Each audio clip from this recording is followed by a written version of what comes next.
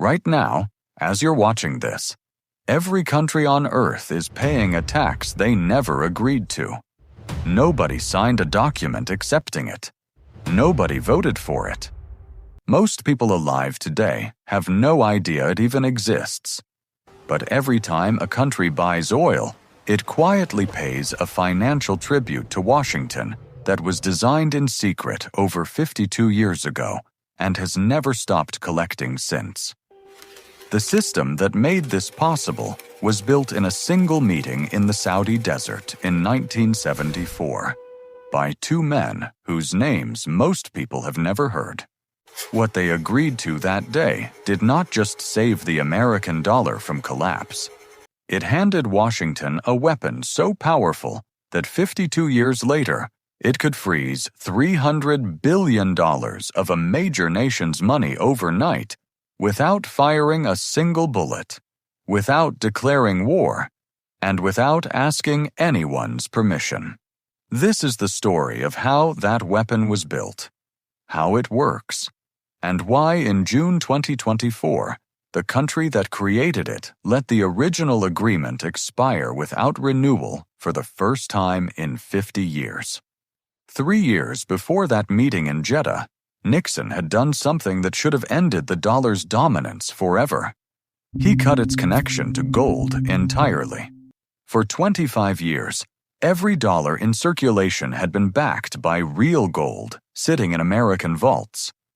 Nixon broke that promise in a single televised announcement. Every financial expert on Earth predicted the dollar would collapse. What happened instead shocked everyone. The dollar became more powerful than ever. And the reason had nothing to do with American economic strength.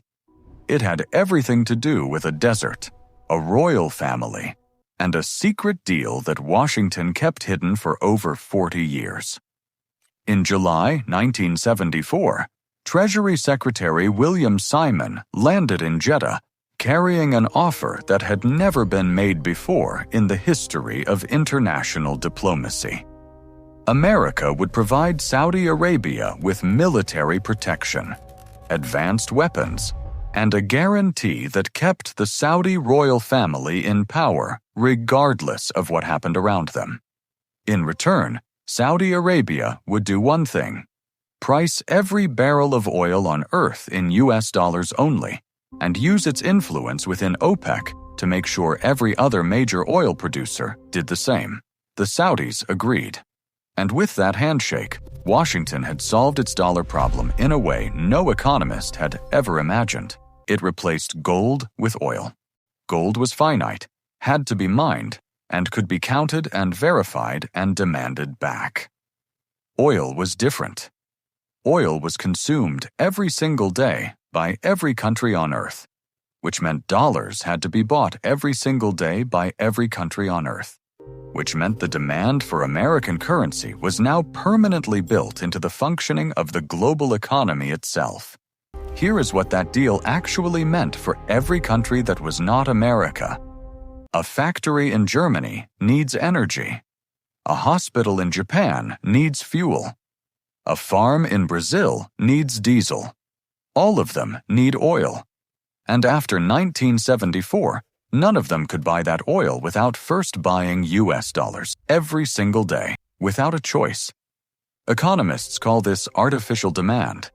America could print money to fund its military, its wars, and its social programs, while the inflation that printing created spread silently across every other nation on Earth.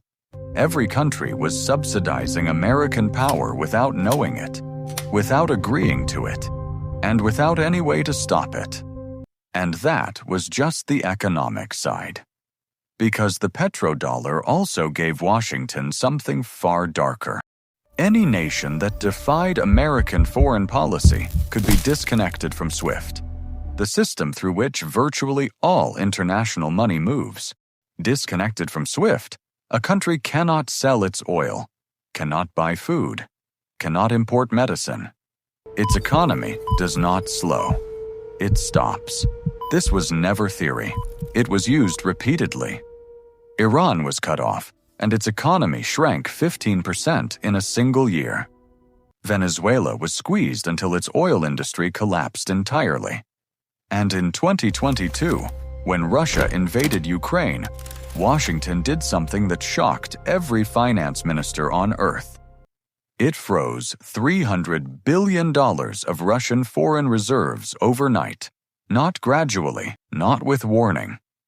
One morning, Russia had $300 billion. The next morning, it did not. That moment changed the calculation for every government on Earth. If $300 billion can disappear overnight, what is protecting ours? The answer, for most governments, was nothing. And what followed was not panic. China had already launched yuan-denominated oil contracts in 2018. After 2022, it accelerated everything. By 2025, China's cross-border interbank payment system, known as CIPS, was processing the equivalent of $245 trillion in yuan-denominated transactions annually, a fully operational alternative to SWIFT that did not run through Washington. India began settling oil trades with Russia directly in rupees. France, a founding G7 member and historically a close American ally, finalized a liquefied natural gas deal with China priced entirely in yuan in early 2024. When France starts settling energy deals outside the dollar, the message is impossible to misread.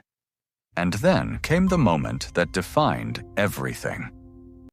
On June 9, 2024, the 50-year agreement between the United States and Saudi Arabia, the original petrodollar deal that William Simon had negotiated in Jeddah in 1974, expired without renewal. For the first time in half a century, Saudi Arabia was no longer bound to price its oil exclusively in dollars. The kingdom announced it would now accept payments in a diversified basket of currencies, including the Chinese yuan, euros, Japanese yen, and Indian rupee. The country that built the petrodollar system had walked away from it. The dollar's share of global foreign exchange reserves, which stood at 72% in 2001, had fallen to 57.8% by the end of 2024 and continued declining through 2025.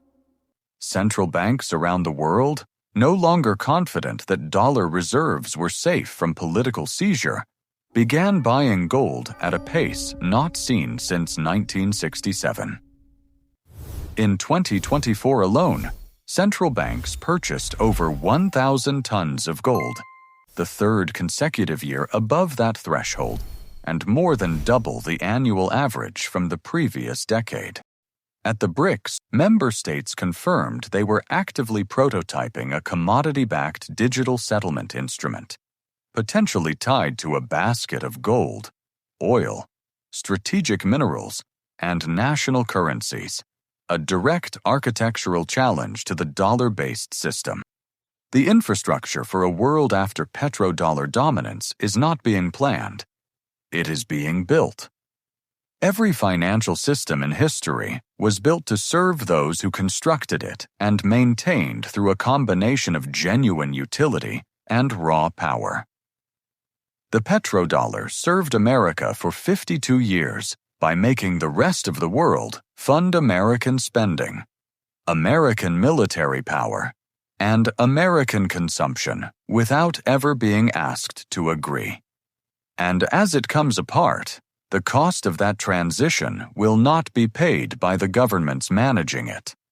It will be paid by ordinary people through inflation, through rising energy costs, through economic disruption they never saw coming and had no part in creating. The question is not whether this transition is happening. It is already happening. The question is which countries survive it and which ones do not.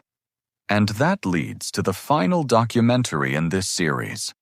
Because the countries with the fewest options when oil loses its dominance are not the major powers carefully navigating the shift.